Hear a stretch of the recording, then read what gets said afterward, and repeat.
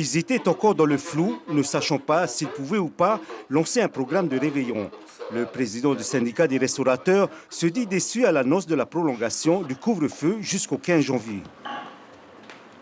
C'est le mois où normalement tous les repas de fin d'année des entreprises sont organisés.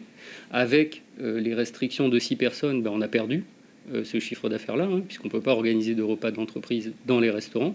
On espérait au moins pouvoir sauver les soirées sur les 15 derniers jours de l'année.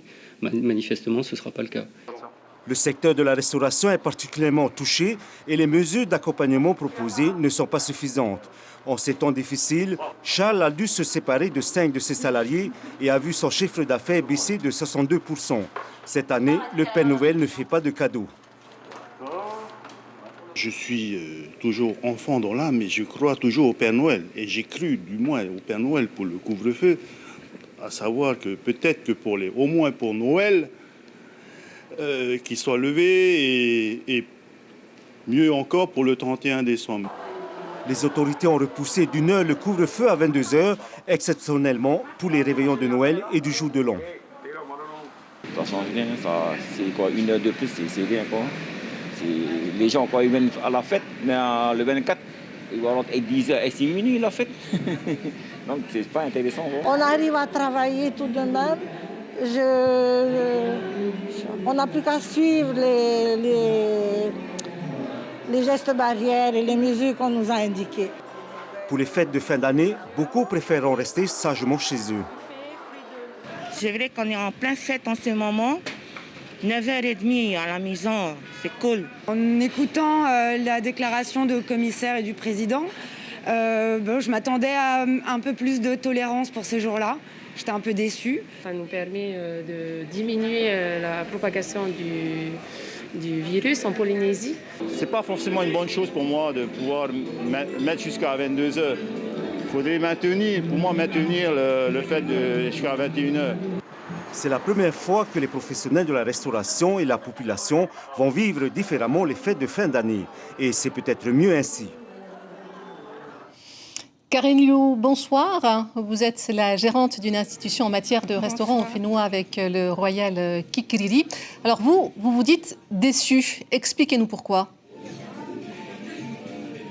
En fait, on attendait ces annonces impatiemment et on espérait du moins une levée du couvre-feu. C'est vrai que juste 1 heure, ce n'est pas suffisant parce que la restauration en ce moment, elle souffre beaucoup.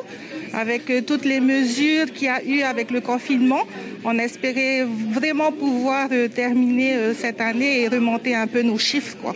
C'est vrai que cela représente 30 à 40% de votre chiffre d'affaires annuel, mais du coup, avec le fait également que vous soyez contraint avec un minimum de personnes, ça rajoute davantage à cela.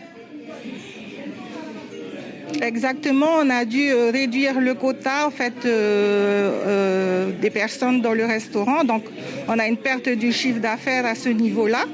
Et avec le couvre-feu, on a en fait une baisse de la fréquentation parce que les clients ne sont pas au rendez-vous, ils ne viennent pas beaucoup plus tôt et ils préfèrent dans ces cas-là ne pas sortir au restaurant, quoi.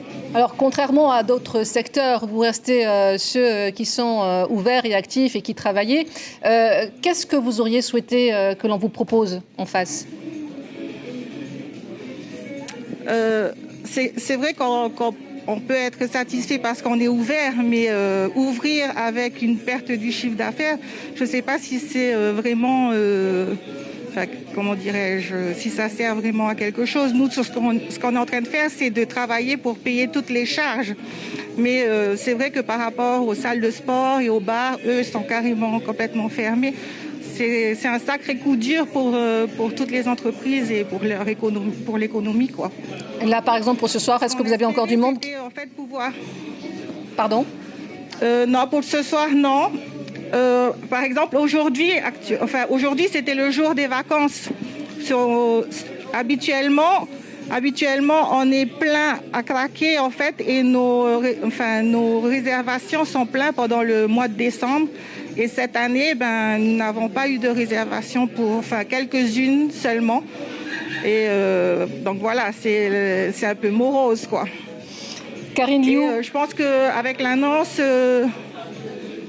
Oui, avec l'annonce, vous pouvez conclure. Avec l'annonce, aujourd'hui, on va décider de fermer le 31.